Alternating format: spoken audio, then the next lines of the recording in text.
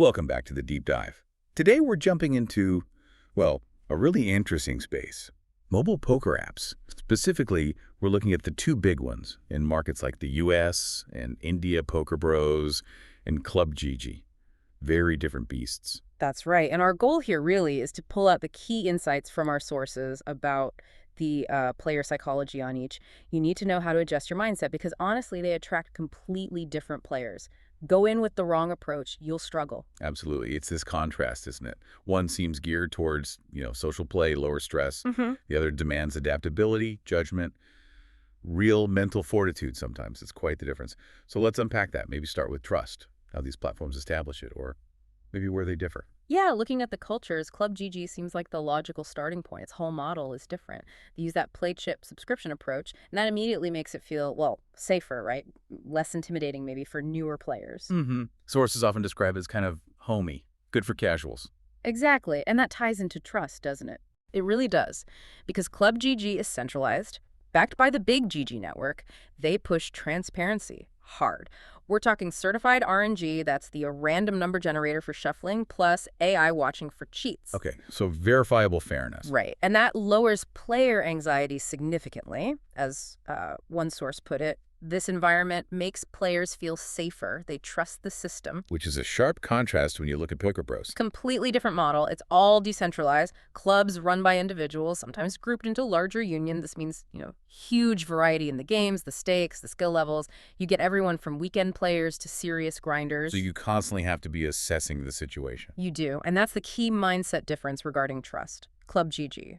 Confidence comes from the network, the tech. PokerBros. It's unlicensed. Fairness depends entirely on the person running the club, the agent. Which sounds potentially risky. It can be. It offers freedom, maybe higher stakes, but it demands, as our sources say, sharper judgment when joining clubs. You have to vet who you're playing with. So what does sharper judgment actually mean in practice there? Are we talking background checks? Hey, not quite background checks, but close. You're not just trusting code, you're trusting people. So you look at things like the club manager's history.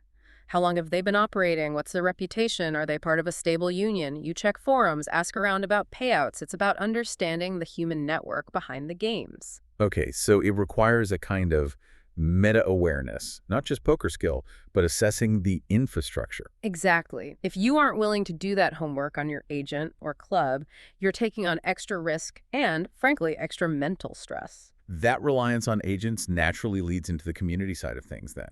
ClubGG trusts the algorithm, PokerBros trust the agent. How does that play out socially? Well, PokerBros becomes very community-driven because of those agents. You join a specific club, there's often lots of chat, custom rules, leaderboards. Just for that club, it can feel really tight-knit. Almost like a digital home game, but potentially with strangers initially. Yeah, exactly, that private feel. You might recognize the same players, build up a history. Social interaction is kind of baked in, though you can still be anonymous if you want. Okay, so PokerBros is like lots of little private games running at once. What about ClubG's community? ClubG is more about scale, being tied into the global GG network. The clubs there often focus on bigger tournament leagues, events with lots of players. They have anonymity options too, hiding stats, using different aliases, so the social bonds tend to feel a bit lighter, more transient. So global scale versus that personal touch. That's a good way to put it. And this difference in environment presumably shapes the player pool. Absolutely. ClubG with that low-stress subscription feel, mostly recreational players.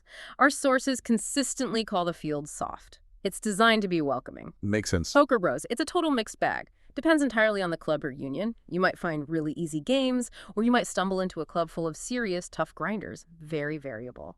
Okay, let's switch gears then. How does all this psychology and structure actually affect the gameplay? When the cards are in the air. Starting with ClubGG again, aggression seems simpler. Yeah, simpler and definitely exploitable. Players are generally looser. You see a lot more calling, a lot more limping in. Their mistakes are often frequent and pretty straightforward.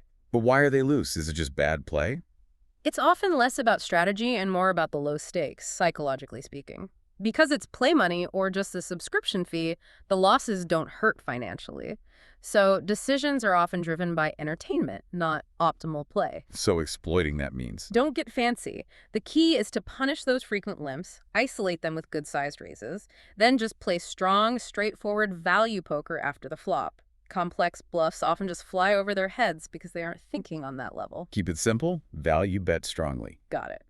Now, PokerBros aggression. Total opposite end of the spectrum, potentially. Because the skill mix is so wide, you have to be ready for anything.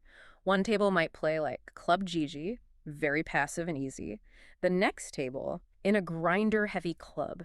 You'll see bigger bets, more sophisticated plays, creative bluffs designed to put good players in tough spots. And you mentioned exotic games, too. Right. PokerBros often has games like 6+ Hold'em short deck, where they remove the 2s through 5s. That totally changes hand rankings and strategy. Flushes become weaker than full houses, for instance. You have to adapt quickly. Okay, adaptability is crucial there.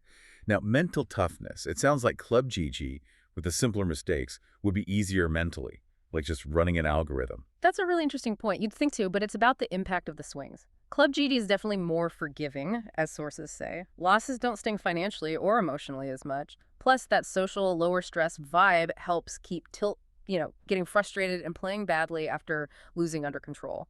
People often say it's more fun, less stress. So the ease comes from lower consequence. Exactly. Whereas PokerBros demands much more resilience, especially for serious players. Why specifically? Because the swings can have real financial consequences, and you're dealing with that unpredictable mix of opponents. You need serious focus, serious stamina, especially if you're multi-tabling, trying to play lots of hands per hour.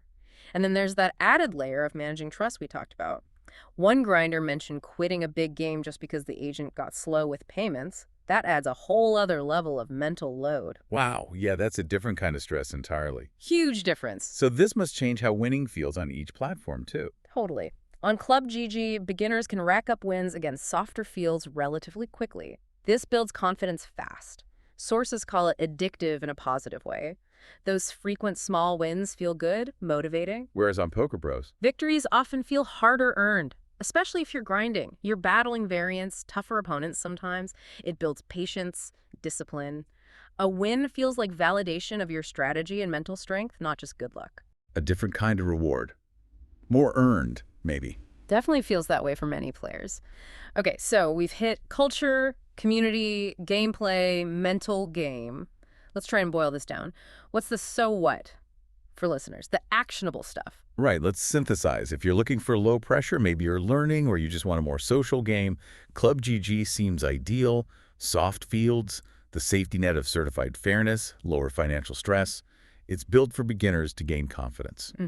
But if you're seeking deeper strategy, if you want to test your skills and your endurance against variants and different player types, then PokerBros is where that challenge lies. It demands resilience, focus, and rewards that adaptability we talked about. The strategy becomes more about position, opponent tendencies, less about just exploiting basic errors. So final mindset adjustment summary on ClubGG. Loosen up appropriately. Focus on value against the recreational players. Punish those limpers. Don't overthink the bluffs. Enjoy the lower stress. And on PokerBros. Stay sharp. Be prepared for swings. Vet your clubs and agents. Carefully manage that human network risk. Embrace the grind if you're serious. Adapt constantly. Excellent. At the end of the day, knowing the psychological landscape of the platform before you even sit down, that's crucial. It shapes everything. Which leaves us with maybe one final thought for you, the listener, to mull over. Given that PokerBros really hinges on trust in decentralized clubs and individual managers, how much does your confidence as a player really depend on certified tech like ClubGG's RNG versus the trust you build within that agent-managed community on PokerBros? Where does your own sense of security and confidence come from at the table? Something to think about. Thanks for diving deep with us today.